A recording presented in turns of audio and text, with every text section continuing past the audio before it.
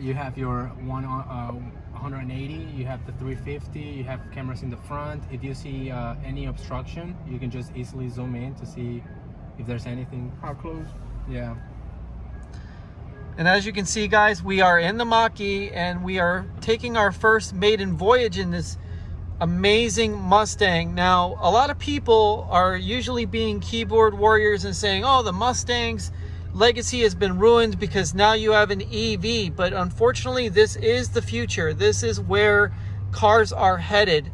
And you know what? If you have to have an electric vehicle, why not have the stampeding pony on your steering wheel? So as far as I'm concerned, if this is the future is pretty bright for car enthusiasts, because the Mustang will always be a vehicle that will not only have an iconic nameplate attached to it, but then to make matters even better, it will go into the future for years and years and years to come. And now you can actually have a Mustang with more than enough room for up to 5 to 6 passengers in most cases, if you can squeeze them in. And then the best part is the way this whole dash and interior is made, it hides all of the features and pretty much puts everything where you need to put it on the touch screen. The actual square panel that's sitting right on the dash looks amazing. Gives you the range, gives you all these sensors to let you know where traffic is. You got drive modes. I mean, it's incredible. I mean, I'm absolutely stunned at this vehicle. You know, and the shape of it is definitely Mustang all the way, despite its SUV heft and its curves. So without a doubt, Azor has been an amazing and hospitable salesman of epic proportions. I can tell you that.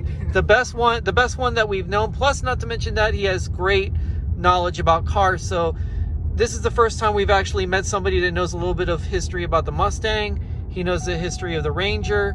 You know, he explained the features very well to us, and I mean, I couldn't be any more satisfied, and I'm definitely going to leave a review for him on Google, you know, for Wayne Acres Ford for sure, because you know, you want to pass the word to other customers and to other prospective buyers that this is the man you need to see to get your next car purchase, especially if you want to stay in the Ford family. And it's just amazing driving this vehicle. Wow. Oh my God. And that was a light acceleration. Azor kind of like tickled the pleasure centers of your brain with that. And I mean, I'm telling you guys, this is fantastic.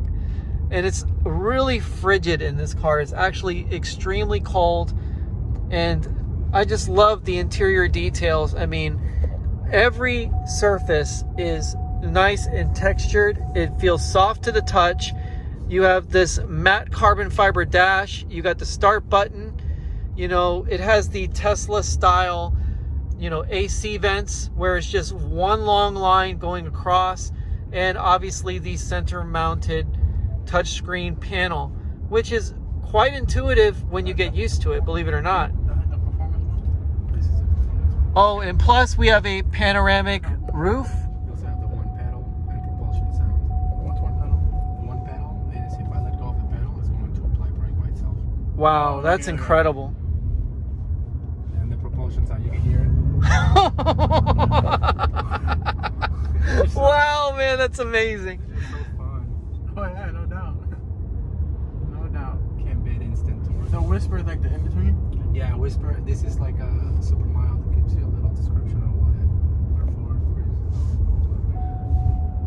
Look at it. But yeah, engage is just like this is normal per se. This is would be like an eco mode. You know, Okay. super nice, easy shift. Well, not shifting, but you know, very easy. And this one is like super peppy. You can actually, I felt that as soon as I tapped it, that it released a little bit more of the pedal response. Okay, so it makes like the sensitivity on them. You also have cameras to look at the last speed sign you drove through, so it'll post the last speed sign. Yeah, I've seen that. This I seen one, it because it was flashed just a minute ago. this one, it's got a little tab right here that not a lot of people know what this is for. But because this one's gonna have the over-the-air updates where it will become a self-driving vehicle, because you have the lane keeping assist and the adaptive cruise control with a stop and go and the lane centering. So once you download the software, this is where it's going to be paying attention to your face, so it knows that you are in the car. Yeah, properly, you know, looking at the gauges and stuff like that. But it's nice because it's gonna be one of those few things that you buy this vehicle now and it's just gonna get better with time, with the updates that are gonna be available. It's just like an iPhone, you know. Now it's gonna do a funny thing that, wow, I can't believe it didn't do it before. Yeah, well, like the Easter egg for the Tesla, you know, the Christmas Easter egg that they had, which they unveiled with the update to the Tesla and everything. And I mean, Tesla's kind of been the launch pad for these vehicles. I mean, the vehicles actually appeared in the 1980s, quite a few of them.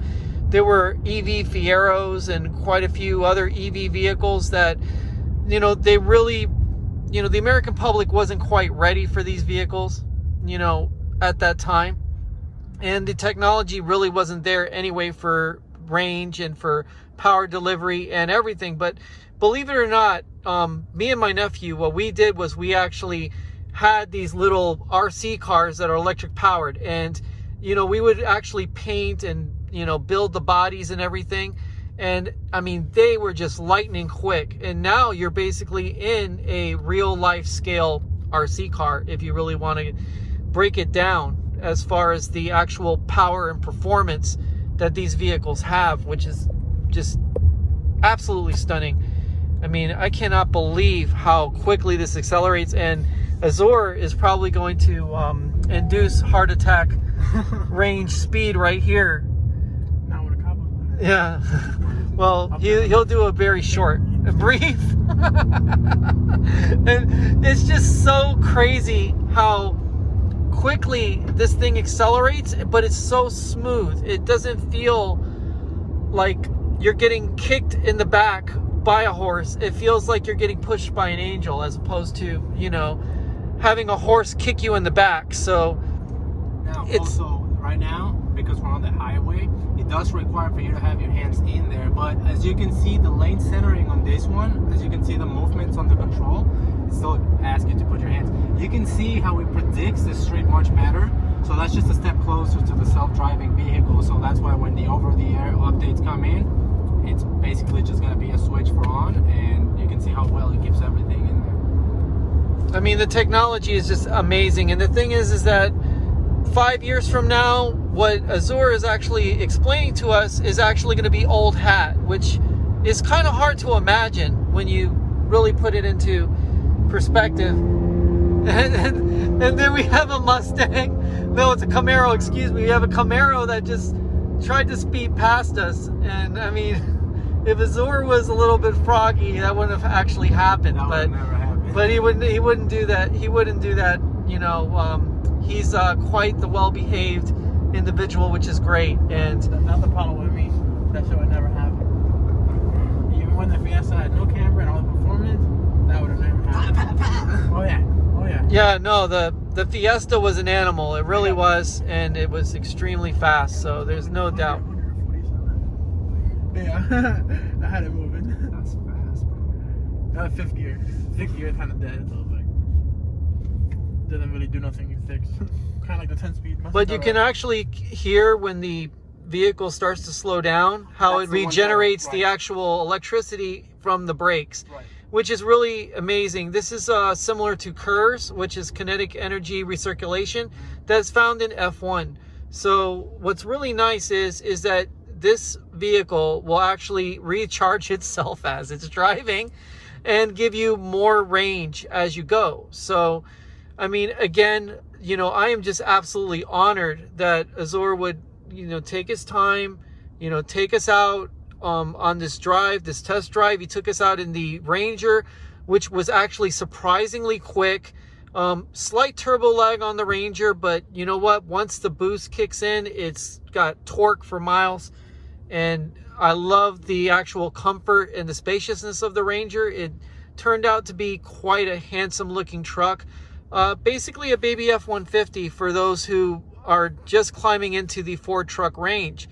But if you want a Mustang that will keep on the road and won't go in the crowds, this is the Mustang to have, because this car is very composed. It's, you know, very well behaved, and even with a very heavy lead foot, it just is predictable and intuitive, and it's not boring by no stretch of the imagination. There's plenty of stuff in this actual crossover SUV to keep you well entertained, to keep you nice and comfortable. And I've to be brutally honest with you, I've never been more comfortable in a car than I am in this Mach-E. I mean, in the back seats are very supportive, very comfortable. Seat belts feel nice and grippy on you, and to make matters even better, the details are incredible. Plus, also, Azor pointed out that this has a Bang & Olufsen sound system. So it has one of the finest sound systems that you can get for any car. And it's one that Jeremy Clarkson ranted and raved about in Top Gear. So without a doubt, guys, this has been an amazing drive. Azor, thank you so much. You know, we really appreciate everything. And guys, stay happy, stay healthy, stay wealthy. And remember, if you got Pikachu, he's probably under the hood of this Mach-E. Take it easy, guys. Mouse ball out.